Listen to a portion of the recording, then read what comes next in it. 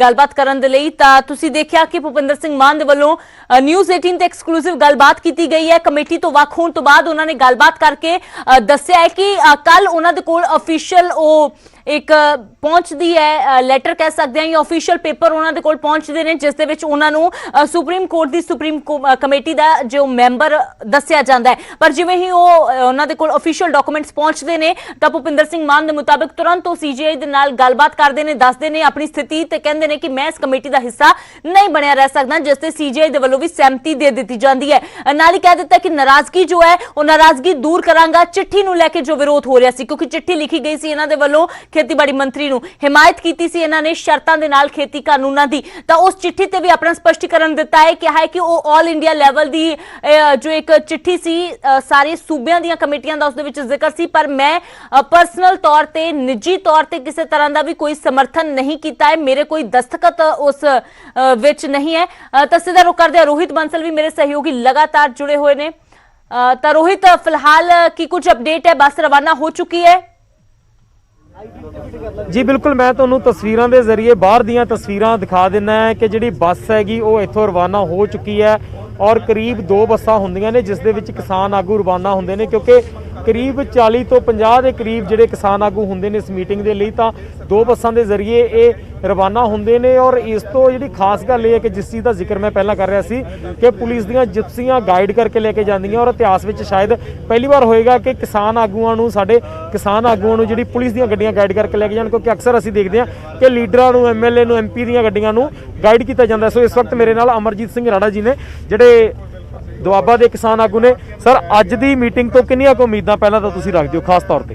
उम्मीद हमेशा हुंदी है जी, उम्मीद दे नाल ही दुनिया चलती है, तो उम्मीद नाल ही असीं जा रहे हैं। सरकार इसे देश की तो असीं भी इस देश से, और आस ये करते हैं कि साडे मंत्री साहबान प्रधानमंत्री जी जां गृह मंत्री जी उन्होंने ये समझ आएगी कि इस देश के लोग जिन्होंने तुसीं अन्नदाता कहंदे हो, जय जवान का नारा लाउंदे हो, तो उहदे नाल जय किसान का नारा लाउंदे हो, और ये लोग तुहाडे कोल आपदे हक्कां लई सड़कों पर बैठ के प्रोटेस्ट कर रहे हैं। इसे आस नाल चले हैं कि शायद 9वीं 10वीं मीटिंग की थोड़ी बहुती समझ आ जाए तो सानू वो फैसला सही सुना देण कोई।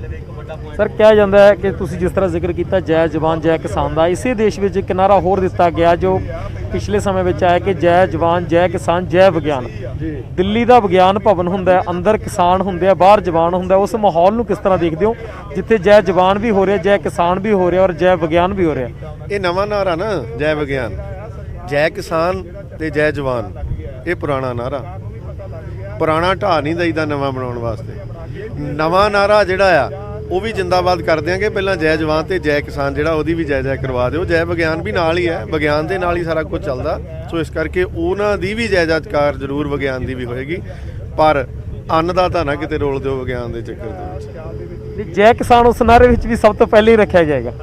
हाँ, जय किसान होना ही चाहिए जी। तुसीं कहा जी इस देश दे विच पहली बार होया कि मोरे जिप्सियां जिहड़ियां आ वो गाइड करके लैके जा रही हैं। असल चेहरा ही इस देश का यह होना चाहिए सी। ये देश ने तरक्की तां करनी सी जे किरत करन वाले लोकां नूं मोहरे रखिया जांदा, जिहड़े अपने आप नूं सेवादार चौकीदार फकीर समझ के वो तां राजे बन गए, जिहड़े राजे सी जिन्हां ने इस देश का ढिड भरिया सचमुच इस देश के पुत बन के काम किया, वो फकीर बन गए।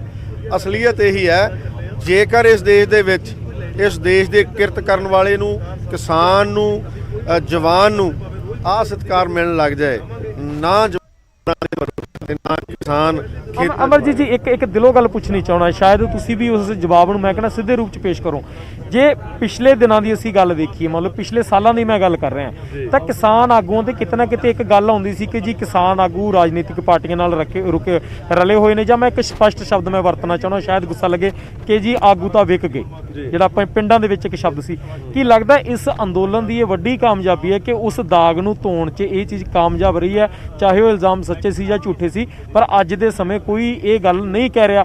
अज हर बंदा किसान दे नाल खड़ा नज़र आउंदा है। अज जिहड़े असीं मैं कल भी बबूआं नाल जिक्र कर रहा सी ਕਿ ਜਿਹੜੇ ਕਿਸਾਨੀ ਦੇ ਝੰਡੇ ਅਸੀਂ ਕਦੇ ਦੇਖੇ ਨਹੀਂ ਸੀ ਨੌਜਵਾਨਾਂ ਦੇ ਹੱਥ 'ਚ ਫੜਿਆ। ਅਸੀਂ ਦੇਖਦੇ ਸੀ ਕਿਸੇ ਦੇ ਹੱਥ 'ਚ ਕਿਸੇ ਰਾਜਨੀਤੀ ਪਾਰਟੀ ਦਾ ਝੰਡਾ ਫੜਿਆ ਹੋਇਆ, ਕੋਈ ਕਿਸੇ ਰਾਜਨੀਤਿਕ ਆਗੂ ਨਾਲ ਚੱਲ ਰਿਹਾ। ਪਰ ਅੱਜ ਦੀ ਜਿਹੜੀ ਇੱਕ ਚੇਂਜ ਹੈ ਕਿ ਅੱਜ ਜਿਹੜੇ ਕਿਸਾਨੀ ਦੇ ਝੰਡੇ ਆ ਉਹ ਦੁਕਾਨਾਂ ਤੋਂ ਲੋਕ ਖਰੀਦ ਕੇ ਆਪਣੀਆਂ ਗੱਡੀਆਂ ਤੇ ਲਾ ਰਹੇ ਆ। ਦੇਖੋ, ਰਾਜਨੀਤੀ ਲੋਕਤੰਤਰ ਦਾ ਇੱਕ ਅਹਿਮ ਪਾਰਟ ਹੈ, ਔਰ ਲੋਕਤੰਤਰਿਕ ਤਰੀਕੇ ਦੇ ਨਾਲ ਜਦੋਂ ਅਸੀਂ ਇੱਕ ਨੇਤਾ ਚੁਣਦੇ ਹਾਂ, ਜਦੋਂ ਆਪਦਾ ਫਰਜ਼ ਭੁੱਲ ਜਾਏ ਤੇ ਫਿਰ ਸੱਚਮੁੱਚ ਉਹ ਕਲੰਕ ਸਾਬਤ ਹੋ ਜਾਂਦਾ। ਕਿਤੇ ਨਾ ਕਿਤੇ ਐਂ ਲੱਗਦਾ ਕਿ ਅਸੀਂ ਇਸ ਦੇਸ਼ ਨੂੰ ਕਲੰਕਿਤ ਕਰ ਰਹੇ ਹਾਂ, ਅਸੀਂ ਖੁਦ ਵੀ ਦਾਗੀ ਹੋ ਰਹੇ ਹਾਂ। ਇੱਥੇ ਜਿੰਨੇ ਵੀ ਕਿਸਾਨ ਬੈਠੇ ਆ, ਇਸ ਦੇਸ਼ ਦੇ ਵਿੱਚ ਅੰਨ ਪੈਦਾ ਕਰਕੇ ਇਸ ਦੇਸ਼ ਨੂੰ ਰਜਾਇਆ, ਪਰ ਇਸ ਦੇ ਰਾਜਨੀਤਿਕ ਲੋਕਾਂ ਨੇ ਉਹਨਾਂ ਲਈ ਕੋਈ ਨੀਤੀ ਨਹੀਂ ਬਣਾਈ। ਜਦੋਂ ਉਹਨਾਂ ਲਈ ਨੀਤੀ ਨਹੀਂ ਬਣਾਈ ਤੇ ਹੁਣ ਇਹ ਸਮਾਂ ਆ ਗਿਆ ਕਿ ਦੇਸ਼ ਦਾ ਕਿਸਾਨ ਉੱਠ ਰਿਹਾ। ਜਦੋਂ ਕਿਸਾਨ ਉੱਠਦਾ ਉਹ ਦਾਗ ਤੇ ਫਿਰ ਆਟੋਮੈਟਿਕਲੀ ਧੋਣਾ ਜਿਹਨੇ ਫਰਜ਼ ਅਦਾ ਨਹੀਂ ਕੀਤਾ ਉਹ ਦਾਗ ਦੇ ਰੂਪ ਦੇ ਵਿੱਚ ਇਸ ਦੇਸ਼ ਦੇ ਮੱਥੇ ਤੇ ਲੱਗ ਰਿਹਾ, ਤੇ ਫਿਰ ਉਹਨੂੰ ਧੋਣ ਵਾਸਤੇ ਕਿਸਾਨ ਉੱਠਿਆ। ਔਰ ਇਸ ਤਰ੍ਹਾਂ ਉੱਠਿਆ ਕਿ ਦੇਸ਼ ਨੂੰ ਤੇ ਦੁਨੀਆ ਨੂੰ ਮੰਨਣਾ ਪਿਆ ਕਿ ਸੱਚਮੁੱਚ ਇਹ ਲੋਕਤੰਤਰ ਨੂੰ ਜਿਉਂਦਾ ਰੱਖਣ ਵਾਸਤੇ ਇਹ ਲੋਕ ਖੜੇ ਹੋਏ ਆ। ਇਹ ਸੱਚਮੁੱਚ ਸੱਚੀ ਗੱਲ ਹੈ ਕਿ ਇਹ ਲੀਡਰ ਸਾਹਿਬਾਨ, ਇਹ ਚਿਹਰੇ ਇੱਕ ਦੁਨੀਆ ਦੇ ਮਿਸਾਲ ਪੈਦਾ ਕਰ ਰਹੇ ਆ ਕਿ ਬੜਾ ਲੰਬਾ ਸਮਾਂ 75 ਸਾਲ ਲਗਭਗ ਅਸੀਂ ਇਸ ਦਬਾਅ ਨੂੰ ਝੱਲਿਆ, ਇਹਨਾਂ ਵੱਲ ਦੇਖਦੇ ਰਹੇ, ਝਾਕਦੇ ਰਹੇ ਕਿ ਇਹ ਦੇਸ਼ ਦੇ ਲੀਡਰ ਸਾਡੇ ਲਈ ਕੁਝ ਕਰਨਗੇ। ਜਦੋਂ ਨਹੀਂ ਕੀਤਾ ਤੇ ਪੰਜਾਬ ਦੇ ਭਾਰਤ ਦੇ ਅਸਲੀ ਪੁੱਤ ਖੜੇ ਹੋ ਗਏ। ਹੁਣ ਇਹ ਜਿਹੜਾ ਦਾਗ ਧੋ ਕੇ ਹਟਣਾ ਔਰ ਧੋ ਹੋ ਰਿਹਾ। ਅੱਜ ਦੀ ਜੇ ਮੈਂ ਮੀਟਿੰਗ ਦੀ ਗੱਲ ਕਰਾਂ, ਅੱਜ ਦੀ ਮੀਟਿੰਗ ਲਈ ਕੋਈ ਰਣਨੀਤੀ ਤਿਆਰ ਕੀਤੀ ਗਈ ਹੈ, ਕੋਈ ਪ੍ਰੀ ਰਣਨੀਤੀ ਤਿਆਰ ਕੀਤੀ ਹੋਵੇ? ਦੇਖੋ, ਰਣਨੀਤੀ ਇਹੀ ਹੈ ਸਾਡੀ, ਤਾਂ ਰਣਨੀਤੀ ਕੋਈ ਖਾਸ ਨਹੀਂ, ਸਪਸ਼ਟ ਰਣਨੀਤੀ ਹੈ ਕਿ ਇਹ ਸਾਡੇ ਲਈ ਮੌਤ ਦੇ ਵਾਰੰਟ ਹੈ, ਤੇ ਮੌਤ ਦੇ ਵਾਰੰਟ ਜਿਹੜੇ ਆ ਉਹਨਾਂ ਦੇ ਵਿੱਚ ਅਮੈਂਡਮੈਂਟ ਨਹੀਂ, ਉਹਨਾਂ ਨੂੰ ਰੱਦ ਹੀ ਕੀਤਾ ਜਾਂਦਾ। ਜੇ ਜ਼ਿੰਦਗੀ ਬਖਸ਼ਣੀ ਹੈ, ਜੇ ਸਾਨੂੰ ਜਿਉਂਦੇ ਰੱਖਣਾ, ਇਸ ਦੇਸ਼ ਨੂੰ ਜਿਉਂਦੇ ਰੱਖਣਾ, 78% ਆਬਾਦੀ ਨੂੰ ਜਿਉਂਦਿਆਂ ਰੱਖਣਾ, ਸ਼ਹਿਰਾਂ 'ਚ ਵਸਦਿਆਂ ਜਿਹੜੇ ਸਾਡੇ ਭੈਣ ਭਰਾ ਆ ਉਹਨਾਂ ਦੇ ਚੁੱਲ੍ਹੇ ਬਲਦੇ ਰੱਖਣੇ ਆ। ਜੇਕਰ ਉਹਨਾਂ ਦਾ ਸਾਰਾ ਜਿਹੜਾ ਬਜਟ ਆ ਉਹ ਰਸੋਈ 'ਚ ਹੀ ਖਤਮ ਨਾ ਹੋ ਜਾਏ, 100 ਰੁਪਏ ਕਿਲੋ ਆਟਾ ਨਾ ਉਹਨਾਂ ਨੂੰ ਲੈਣਾ ਪੈ ਜੇ, ਉਹਨਾਂ ਨੂੰ ਕਿਤੇ ਨਾ ਕਿਤੇ ਆਪਣੀਆਂ ਜ਼ਰੂਰਤਾਂ ਦੇ ਉੱਤੇ ਸੰਕੋਚ ਕਰਕੇ ਜਿਉਣਾ ਨਾ ਪੈ ਜਾਏ, ਅਸੀਂ ਤਾਂ ਉਹਦੀ ਲੜਾਈ ਲੜ ਰਹੇ ਹਾਂ। ਸਾਡੀ ਪਲੈਨਿੰਗ ਹੈਗੀ ਇਹਨੂੰ ਦੇਸ਼ ਨੂੰ ਬਚਾ ਲਈਏ, ਇਹ ਕਾਨੂੰਨ ਰੱਦ ਹੋ ਜਾਣ ਤੇ ਲੋੜ ਅਨੁਸਾਰ ਜਿਹੜਾ ਕਿਸੇ ਨੂੰ ਵੀ ਚੀਜ਼ ਚਾਹੀਦੀ ਆ ਉਹ ਸਹੀ ਰੇਟ ਦੇ ਵਿੱਚ, ਜਿਹੜਾ ਐਸੈਂਸ਼ੀਅਲ ਕਮੋਡਿਟੀ ਐਕਟ ਆ ਜਿਹੜਾ ਕਿ ਵੱਡੇ ਘਰਾਣਿਆਂ ਦੀ ਰਖੇਲ ਬਣਾ ਦੂ ਇਹ ਸਾਰੇ ਕੁਝ ਫੂਡ ਨੂੰ, ਉਹ ਜਦੋਂ ਚਾਹਣਗੇ ਪੁੜੀਆਂ 'ਚ ਆਟਾ ਵੇਚਿਆ ਕਰਨਗੇ। ਅਸੀਂ ਚਾਹੁੰਦੇ ਆ ਤੁਸੀਂ ਦੇਸ਼ ਵੱਲ ਦੇਖੋ, ਦੇਸ਼ ਦੇ ਵਿੱਚ ਸਾਰੇ ਤਾਂ ਇਹ ਅਨਾਜ ਸਟੋਰ ਨਹੀਂ ਕਰ ਸਕਦੇ, ਨਾ ਕਿਸਾਨ ਕਰ ਸਕਦਾ। ਤੇ ਜਦੋਂ ਮਰਜ਼ੀ ਇੱਕ ਪਿਆਜ਼ ਤੇ ਟਮਾਟਰ ਨੂੰ ਪਿਛਲੇ ਸਮੇਂ ਦੇਖਿਆ ਤੁਸੀਂ ਹਾਲਾਤ ਕੀ ਬਣੇ, ਪਿਛਲੇ ਬੰਨਿਓ 5 ਰੁਪਏ ਕਿਲੋ ਲੈ ਕੇ 2 ਰੁਪਏ ਕਿਲੋ ਲੈ ਕੇ ਪਿਆਜ਼, ਤੇ ਇੱਥੇ 100 ਰੁਪਏ ਕਿਲੋ ਅਸੀਂ ਖਰੀਦਿਆ ਕਿ ਨਹੀਂ ਖਰੀਦਿਆ। ਔਰ ਸ਼ਹਿਰੀ ਲੋਕਾਂ ਦੇ ਜਿਹੜੇ ਖੇਤੀ ਨਹੀਂ ਕਰਦੇ, ਉਹਨਾਂ ਦੇ ਮੁਲਾਜ਼ਮ ਵਰਗ ਦੇ, ਭਾਵੇਂ ਇਹਨਾਂ ਲੀਡਰਾਂ ਦੇ ਘਰਾਂ ਵੀ ਆ ਸਾਰਾ ਕੁਝ ਖਾਧਾ ਜਾਂਦਾ, ਉਹਨਾਂ ਨੂੰ ਵੀ ਤਾਂ ਮਹਿੰਗਾ ਲੈਣਾ ਪਊ। ਠੀਕ ਆ, ਇਹਨਾਂ ਨੂੰ ਪਲੇਟਾਂ ਸ਼ਾਇਦ ਸੰਸਦ ਦੇ ਵਿੱਚ ਜਾਂ ਲੋਕ ਸਭਾ ਦੇ ਵਿੱਚ ਜਦੋਂ ਸਸਤੀਆਂ ਮਿਲਦੀਆਂ ਉਹ ਇਹਨਾਂ ਹੀ ਕਿਸਾਨਾਂ ਦੇ ਖੇਤਾਂ ਚੁੱਗੀਆਂ ਮਿਲਦੀਆਂ, ਇਹਨਾਂ ਨੂੰ ਫ੍ਰੀ ਮਿਲਦੀਆਂ, ਪਰ ਦੇਸ਼ ਦੇ ਨਾਗਰਿਕ ਨੂੰ ਫ੍ਰੀ ਨਹੀਂ ਮਿਲਦਾ ਕੁਝ ਵੀ। ਜੇਕਰ ਮੈਂ ਗੱਲ ਕਰਾਂ, ਕਿਹਾ ਜਾ ਰਿਹਾ ਸੀ ਕਿ ਕੱਲ ਲੀਗਲ ਪੈਨਲ ਦੇ ਨਾਲ ਵੀ ਰਾਏ ਕੀਤੀ ਜਾਏਗੀ, ਲੀਗਲ ਪੈਨਲ ਤੋਂ ਸਲਾਹ ਲਈ ਗਈ ਹੈ, ਕੁਝ ਖਾਸ ਤਰ੍ਹਾਂ ਦੀ ਕੋਈ ਦੱਸ ਸਕਦੇ ਹੋ ਜਿਹੜੀ ਪਬਲਿਕਲੀ ਤੁਸੀਂ ਦੱਸ ਸਕੋ ਕਿ ਲੀਗਲ ਪੈਨਲ ਨੇ ਕੋਈ ਇਦਾਂ ਦੀ ਸਲਾਹ ਦਿੱਤੀ ਹੈ ਜਾਂ ਇਸ ਤਰੀਕੇ ਨਾਲ ਜਿਹੜਾ ਅੱਗੇ ਟੈਕਲ, ਕਿਉਂਕਿ ਲੀਗਲ ਤਰੀਕੇ ਨਾਲ ਵੀ ਇੱਕ ਟੈਕਲ ਜ਼ਰੂਰ ਕੀਤਾ ਜਾ ਰਿਹਾ ਇਹਨਾਂ ਕਾਨੂੰਨਾਂ ਨੂੰ?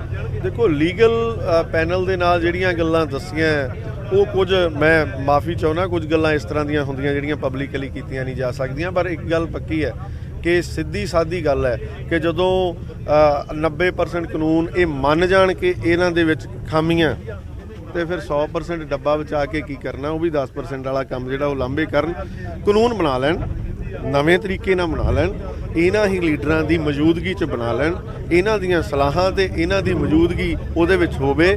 ਇਹ ਇੱਕ ਸਾਡੀ ਆਉਣ ਵਾਲੇ ਸਮੇਂ ਦੇ ਵਿੱਚ ਇਹ ਸਰਕਾਰ ਨੂੰ ਅਪੀਲ ਹੈ, ਔਰ ਉਹਨਾਂ ਨੂੰ ਅਸੀਂ ਜਾ ਕੇ ਪ੍ਰਪੋਜ਼ਲ ਰੱਖਾਂਗੇ, ਦੁਬਾਰਾ ਬਣਾ ਲਿਓ ਕਾਨੂੰਨ, ਪਰ ਇਸ ਦੇਸ਼ ਦੇ ਨਾਗਰਿਕਾਂ ਕੋਲੋਂ ਪੁੱਛ ਕੇ, ਅਡਾਨੀਆਂ ਬਾਨੀਆਂ ਕੋਲੋਂ ਪੁੱਛ ਕੇ ਨਹੀਂ। ਮਤਲਬ ਕਾਨੂੰਨਾਂ ਨੂੰ ਇੱਕ ਵਾਰੀ ਰੱਦ ਕਰ ਦਿੱਤਾ ਜਾਵੇ, ਉਸ ਤੋਂ ਬਾਅਦ ਇੱਕ ਕਮੇਟੀ ਦਾ ਗਠਨ ਕੀਤਾ ਜਾਵੇ ਔਰ ਫਿਰ ਤੋਂ ਨਵੇਂ ਕਾਨੂੰਨ ਬਣਾਏ ਜਾਣ। ਬਿਲਕੁਲ, ਇਹ ਸਾਫ਼ ਇਸ ਦੇਸ਼ ਦੇ ਲੋਕਾਂ ਦੀ ਜਿਹੜੀ ਭਾਗੀਦਾਰੀ ਆ, ਉਹਨਾਂ ਦੇ ਵਿੱਚ ਹਿੱਸੇਦਾਰੀ ਆ, ਉਹਨੂੰ ਨਾਲ ਲੈ ਕੇ ਚੱਲਿਆ ਜਾਵੇ।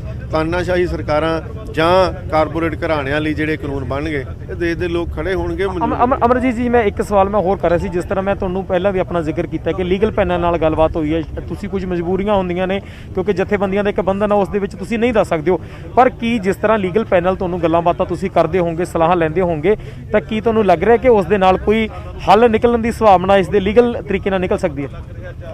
ਦੇਖੋ, ਹਾਲੇ ਤੱਕ ਤਾਂ ਅਸੀਂ ਜਿਹੜੇ ਹੁਣ ਤੱਕ ਕਾਨੂੰਨੀ ਤੌਰ ਦੇ ਉੱਤੇ ਸਾਡੇ ਜਿਹੜੇ ਹੁਕਮ ਜਾਰੀ ਕੀਤੇ ਜਾਏ ਸਰਕਾਰ ਵੱਲੋਂ, ਉਹ ਸਾਡੇ ਖਿਲਾਫ ਗਏ ਆ। ਹਾਲੇ ਤੱਕ ਕਿਸੇ ਤਰ੍ਹਾਂ ਦੀ ਵੀ ਸੁਪਰੀਮ ਕੋਰਟ ਜਾਂ ਹਾਈ ਕੋਰਟ 'ਚ ਜਾਣ ਦੀ ਸਾਡੀ ਕੋਈ ਕਿਸੇ ਤਰ੍ਹਾਂ ਦੀ ਮਨਸ਼ਾ ਨਹੀਂ, ਕਿਉਂਕਿ ਸਰਕਾਰ ਨੇ ਕਾਨੂੰਨ ਬਣਾਏ ਆ, ਸਰਕਾਰ ਨੇ ਹੀ ਰੱਦ ਕਰਨੇ ਆ।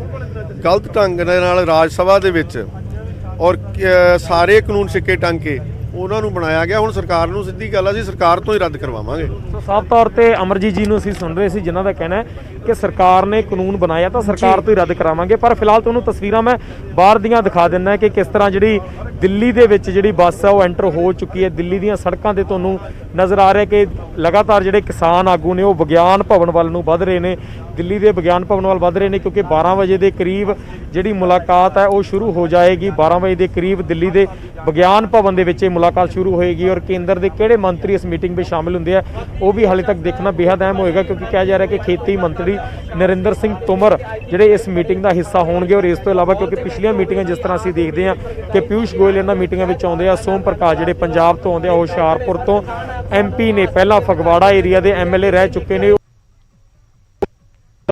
ਘਰਾਣਿਆਂ ਦੇ।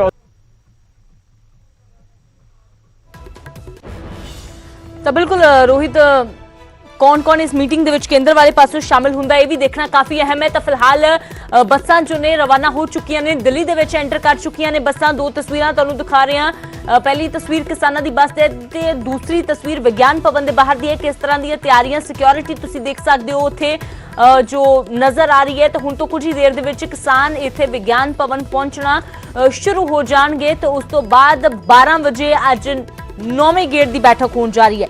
ਇਸ 9ਵੇਂ ਗੇੜ ਦੀ ਬੈਠਕ ਦੇ ਵਿੱਚ ਕੀ ਕੁਝ ਨਵਾਂ ਹੁੰਦਾ ਹੈ ਇਹ ਦੇਖਣਾ ਕਾਫੀ ਅਹਿਮ ਹੈ, ਕਿਉਂਕਿ ਲਗਾਤਾਰ ਜੋ ਮੀਟਿੰਗਾਂ ਪਿਛਲੀਆਂ ਹੋਈਆਂ ਨੇ ਉਹਨਾਂ ਮੀਟਿੰਗਾਂ ਦੇ ਵਿੱਚ ਤਾਂ ਹਾਲਾਂਕਿ ਕੋਈ ਜ਼ਿਆਦਾ ਸਕਾਰਾਤਮਕ ਨਤੀਜੇ ਸਾਹਮਣੇ ਨਹੀਂ ਆਏ ਨੇ। ਅੱਜ ਸਰਕਾਰ ਜ਼ਰੂਰ ਕਹਿ ਰਹੀ ਹੈ ਕਿ ਸਾਨੂੰ ਉਮੀਦ ਹੈ ਕਿ ਕਿਸੇ ਹੱਲ ਵਾਲੇ ਪਾਸੇ ਗੱਲਬਾਤ ਵਧੇਗੀ, ਪਰ ਕਿਸਾਨ ਕਹਿ ਰਹੇ ਨੇ ਕਿ ਸਾਨੂੰ ਜ਼ਿਆਦਾ ਉਮੀਦ ਕੁਝ ਨਹੀਂ ਹੈ। ਪਰ 50-50 ਅਜੇ ਵੀ ਸੋਚ ਰਹੇ ਨੇ ਕਿ ਕਿਸਾਨ ਕੀ ਹੋ ਸਕਦਾ ਹੈ ਸਰਕਾਰ ਅੱਗੇ ਵੱਧ ਕੇ ਕੁਝ ਗੱਲਬਾਤ ਕਰੇ।